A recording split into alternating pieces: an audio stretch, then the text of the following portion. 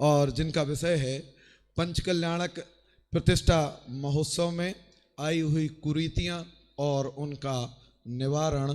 इस विषय पर आदरणीय पंडित जी साहब का वक्तव्य हमें प्राप्त होगा। कॉर्डलेस माइक चालू कर दीजिए। हाँ चालू हो गया, कॉर्डलेस चालू कर दीजिए।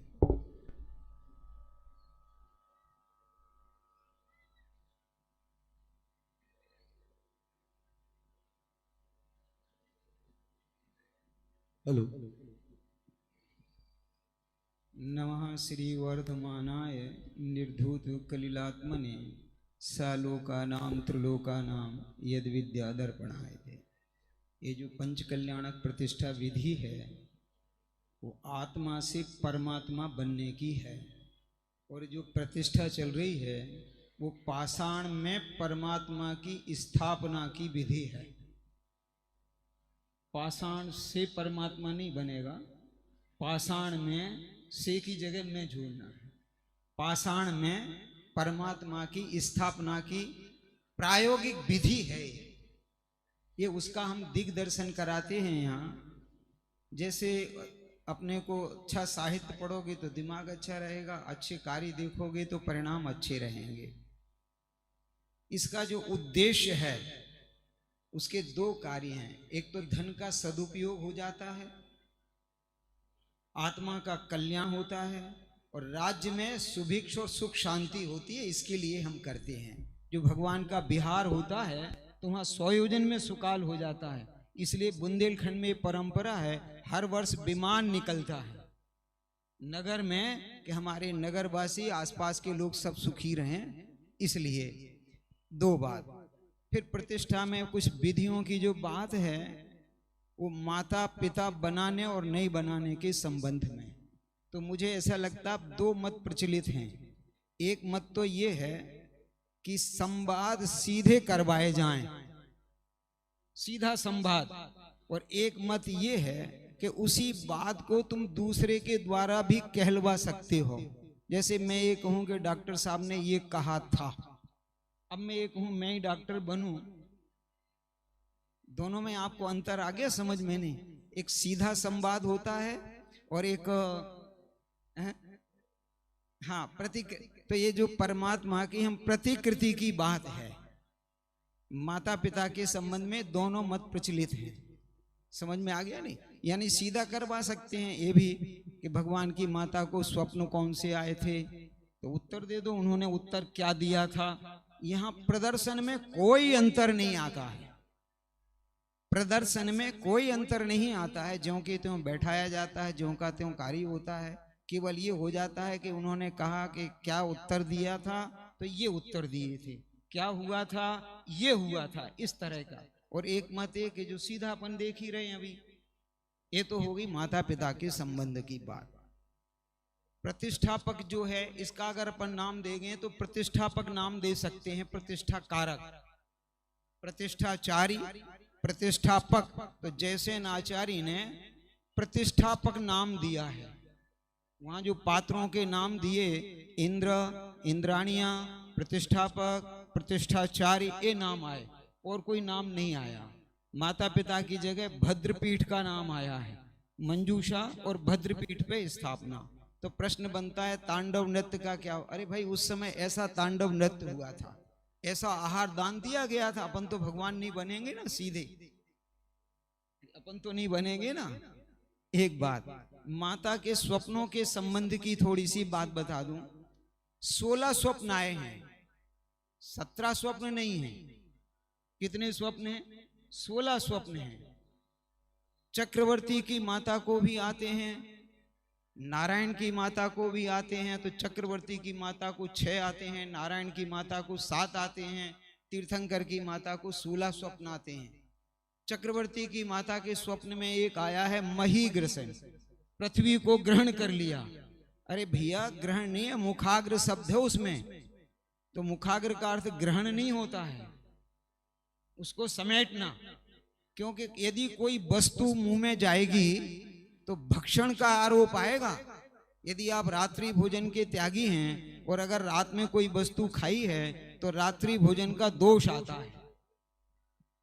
प्रश्न आया समझ में? और एक तीर्थंकर में तो बता दोगे कि ये प्रवेश कर गया, अन्य में क्या कराओगे? प्रश्न आ गया समझ में? और 16 ही स्वप्न होते हैं। स्वप्न के बाद ये स्वप्न शास्त्र का नियम है कि यदि आप पुनः सो गए तो उस स्वप्न का फल कुछ नहीं होता है। ये स्वप्न शास्त्र के नियम की बात कर रहा हूं। स्वप्न के बाद सोया नहीं जाता है। और बुरे स्वप्न में कहते हैं कि बुरा स्वप्न आया तो सो जाओ, जगो मत।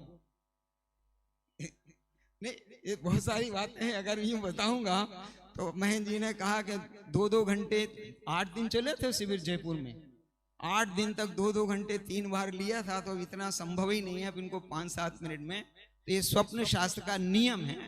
और ये स्वप्न जो देखे हैं वो 16 नहीं देखे, स्वप्न एक ही देखा है, 16 नहीं देखे गए। कि साहब कहते तो हैं कि 16 वस्तु रूप एक स्वप्न देखा है। महेंद्र जी 16 वस्तु रूप एक स्वप्न देखा है, 16 नहीं देखे हैं क्रम से। क्योंकि स्वप्न 2 प्रकार के होते हैं, एक चिन्ह स्वप्न होता है और एक माला स्वप्न होता है। चिन्ह स्वप्न उसे कहते हैं जो पृथक पृथक अपना फल बताते हैं, और माला स्वप्न उसको कहते हैं जो एक साथ पूरा फल बताते हैं। तो ये माला के, इसमें आप देखते होंगे ना माला के आकार में, ये माला स्वप्न कहलाता है। क्या ये स्वप्न के संबंध की बात कही मैंने आपको। आगे अपन थोड़ा सा देखें कि अपन ने जो किया, तो गर्भ के बाद की बात हो गई, जन्म की बात हो गई, जन्म कल्याणक अपन करते ही हैं, उसमें कोई बात ही नहीं है। थोड़ी सी आगे दीक्षा के संबंध की बात करें। क्या कि अपन ये सोचते हैं कि दीक्षा कौन देगा, मुनिराज देंगे या प्रतिष्ठाचारी देगा? ये प्रश्न आपको बहुत ज्वलंत प्रश्न है।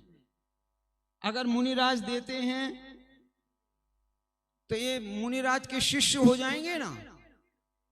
अरे जो दीक्षा देगा वो दीक्षा गुरु होगा। नंबर 1 बात, तो ये पंडित जी दे देंगे क्या? इसी कैसी बात करते हो, पंडित भी नहीं दे सकता। ये बात मैंने भिंड के पंचकल्याणक में अपने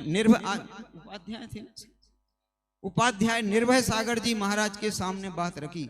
हम और पाटिल जी दोनों शाम को गए थे और चर्चा की कि साहब ये प्रकरण चल रहा, दीक्षा कौन देगा? तो मैंने कहा आप दोगे तो वे आपके शिष्य कहलाएंगे, और हम तो देने का पंडित का अधिकार ही नहीं है। पंडित कोई दीक्षा देगा भगवान को? कैसी बात करते हो आप? तो फिर बोले क्या होगा? मैंने कहा दीक्षा कैसे भगवान ने ली थी ये विधि बताएंगे। तो मुनिराज उत्तम हैं तो वो विधि बता देंगे, हम नहीं बताएंगे। आपको प्रश्न आ गया समझ में? नहीं, हम कोई विधि दिखाएंगे थोड़ी, हम तो उन्होंने कैसे दीक्षा ली थी, वो 5 मुष्टि केश नोच कैसे किए थे ये आप बता देना। और 5 मुष्टि केश नोच दाएं हाथ से प्रारंभ होता है, दाईं तरफ से लेकर घूम के 5 बार किया जाता है, अक्रम से नहीं करते हैं। ये आपको थोड़ी सी ज्ञान की बात बताई मैंने आपको। रहा प्रश्न सूर्य, तो महाराज ने कहा था कि आप पंचकल्याण आप जब जुलूस जाएगा दीक्षा के पहले आप बोलना। मैंने कहा आप बता दोगे, कहोगे तो बोल पाऊंगा। तो महाराज ने कहा था आप बोलो, तब मैंने ये बात वहां भिंड में समझाई थी। दूसरी बात अभी सूर्य मंत्र की है। तो सूर्य मंत्र माने क्या है? पहले मंत्र का अर्थ तो समझो। सूर्य माने आचार्य, सूर्य माने आचार्यत्व का मंत्र है, वो नैनोल मीनन मंत्र है। ये सारे मंत्र हैं, आचार्य द्वारा दिया जाए ऐसा अर्थ थोड़ी है, वो आचार्यत्व का मंत्र है वो। अब देगा कौन?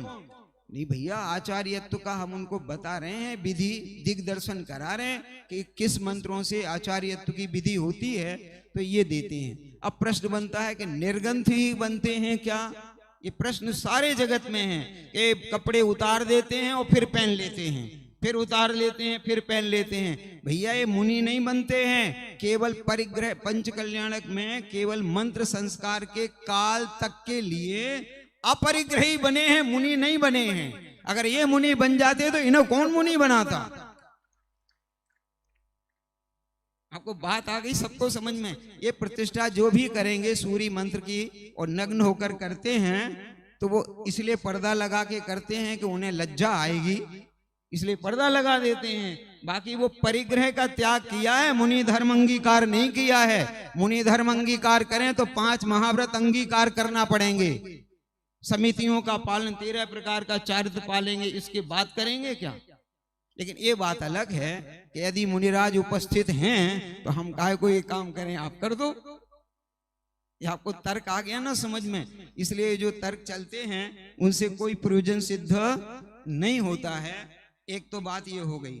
और मुनिराज का जब बिहार होता है 4 कल्याण दीक्षा कल्याणक में, तो क्या है स्थिति कि हमने 4 ज्ञान की धारी हो गए और फिर बिहार कर जाते हैं, तो अब बताएं कैसे? तो सभा में प्रवचन चलता रहता है और पीछे से पर्दे के कारण और भगवान बिहार कर जाते हैं। ये बहन जी को मालूम है, अपन ने भिंड में सुमत प्रकाश जी से जिन प्रतिमा को सिर पे रखकर और पीछे के पीछे ले गए थे 1.5 किलोमीटर, कितने 1.5 किलोमीटर था ना, पीछे के पीछे ले गए थे। किसी पात्र में रखकर नहीं ले जाते हैं, अगर पात्र में रखोगे तो कैसे काम चलेगा, और फिर पात्र को भी ढक दो। तो ये बात जो है कहीं ऐसी गड़बड़ की नहीं है।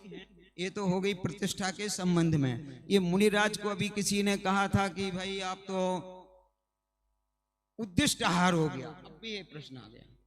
मैंने कहा पहले उद्दिष्ट का अर्थ समझ लो, फिर उद्दिष्ट आहार की बात करने हैं। उद्देश्य पूर्वक थोड़ी है ये, कोई मुनिराज के लिए आहार का उद्देश्य पूर्वक थोड़ी बनाया गया है। और उद्देश्य 2 प्रकार के होते हैं, एक तो वो होता है कौन सा कि जो मुनिराज बताएं, और एक वो होता है केवल उनके लिए बनाएं, और एक वो ये तो ज्ञान का विषय है कि मुनिराज को आहार कैसे दिया जाता है ये स्मरण हुआ है, उद्देश्य थोड़ी बनाया गया है। ये दोनों में आपको अंतर आ रही है, समझ में नहीं।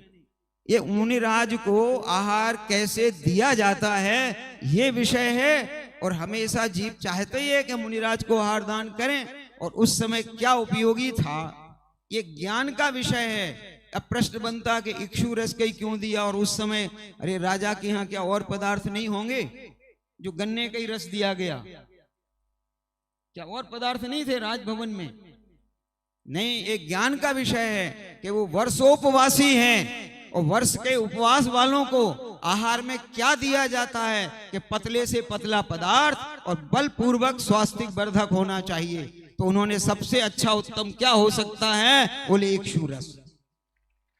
ये ऐसा नहीं है कि क्या कोई कमी थी और तत्काल में जो मिला गन्ने का, ऐसे बहुत सारे ऐसा बता देते हैं उस समय जो उनको समझ में आया, ऐसा बिल्कुल नहीं है, बलपूर्वक नहीं है, बल्कि ये कि मासूब बास के बाद क्या देना चाहिए ऐसा आपको ज्ञान होना चाहिए। वर्षा ऋतु में क्या होता है, ग्रीष्म ऋतु में कैसा आहार होता है, ये सारा ज्ञान का विषय है। और ये ज्ञान के बिना हम बहुत सारे प्रश्नों को कर लेते हैं, जबकि ऐसा है नहीं। क्या वो तो 4 ज्ञान के धारी होते हैं, है तो बिहार कर जाते हैं। और स्वप्न की बात आपको मैंने बताई दी है। तो ये 16 जो स्वप्न हैं वो 16 नहीं, 16 वस्तु स्वरूप हैं। ये मुख में कोई प्रवेश किया नहीं है, ये कैसे चल पड़ा। माता ने तो नहीं कहा कि मेरे मुख में कुछ प्रवेश किया, उत्तर में आया है कहीं, और उत्तर में सब बाद में आया है, शुरू में कहीं नहीं है कि मुख में मेरे कुछ प्रवेश किया है। ये प्रतिष्ठा में बहुत सारी, जिसे कहते हैं ना, विसंगतियां एक बार चल जाती हैं और उन्हें फिर दूर करना कठिन होता है, और जो दूर करता है वो फिर अनभिज्ञ कहलाता है। इन्हें कुछ नहीं आता है। देखो उनने तो ये भी दिखाया था, उनने ये भी तो कुछ तो हमारे प्रतिष्ठाचार्यों के साथ ये मजबूरी होती है कि उन्हें दिखाना पड़ता है। क्या करना पड़ता है? होता नहीं है। अब जैसे एक अंतिम बात कहूं कि अपन ने संवाद में, जैसे संजय जी ने पूरी तरह से स्पष्ट कर दिया था कि वहां कोई विवाद होता नहीं, क्योंकि इंद्र अवधि ज्ञानी होते हैं, उन्हें विवाद का क्या प्रसंग है। तो संजय जी ने स्पष्ट किया था ना, ये आपको दिखाने के लिए कर रहे हैं, वास्तविक नहीं है। इसको अच्छे तरीके से भी कर सकते हैं, इसी को विवाद नहीं है, चर्चा भी नहीं है।